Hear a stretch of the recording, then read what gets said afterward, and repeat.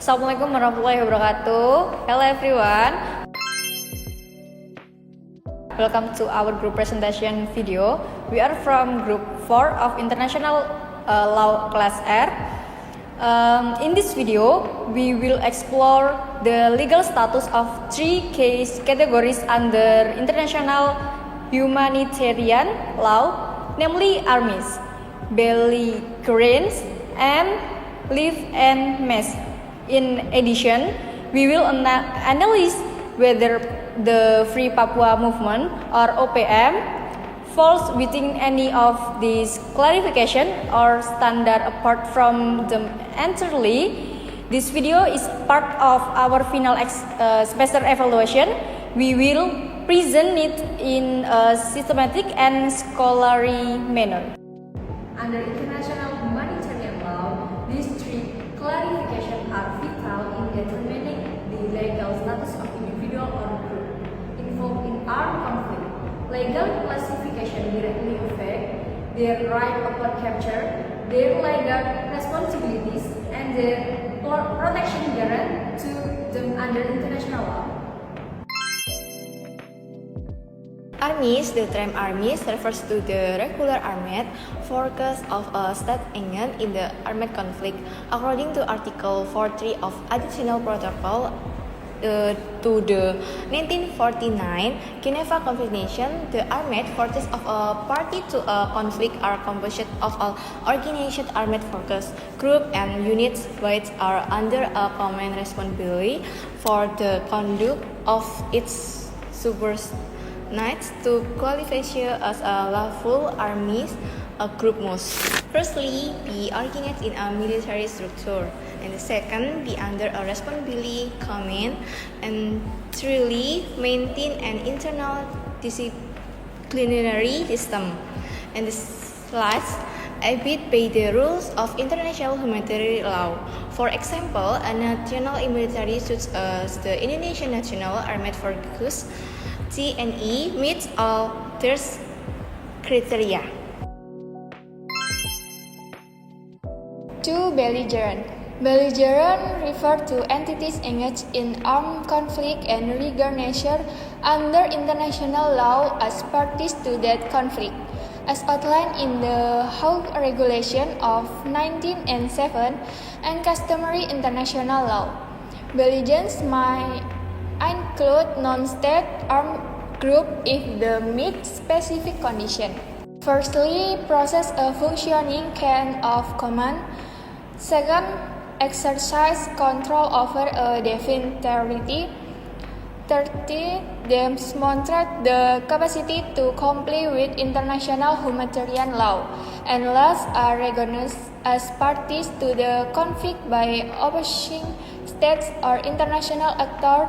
Being recognized as a belligerent has significant legal implications, including entitlement to prisoner of war status and lawful combatant privilege. Thirdly, Levian mass.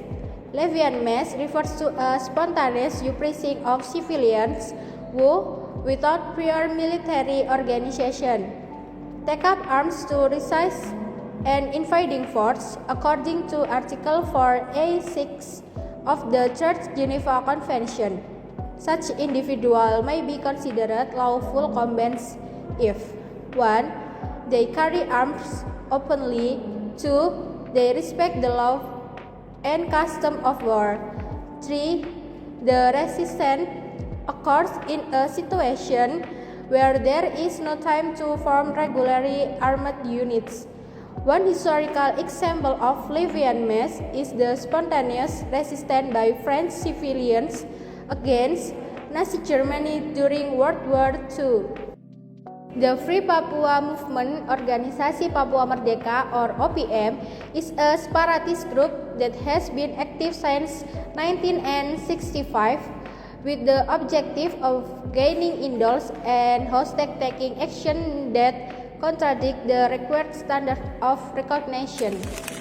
Now that OPM qualify as an army, The answer is no. Despite having an armed structure, OPM does not represent a recognized sovereign state. Moreover, it lacks a formal chain of command, an internal military discipline in accordance with Article 43 of Additional Protocol 1. What about belligerents? While OPM engages in armed operation and exert limited territorial influence in Papua remote regions, it has not been officially recognized as a belligerent by any state for international organization. Such recognize it essential for attaining lawful belligerent status. Additionally, numerous reports indicate that OPM has committed violation of international humanitarian law, including attacks on civilians schools. And concerning Live and Mass, does OPM meet this criterion? Certainly not. Live and Mass involve sudden, unorganized civilian resistance during emergency intervention. OPM, on the other hand, has operated as organized movement for decided. With structured leadership and military planning, therefore it does not qualify as an Live and Mass. From our analysis, it is clear that OPM does not fit into the categories of army, belligerent, or levy and mass. Legally, its status under international humanitarian law remains ambiguous and undefined.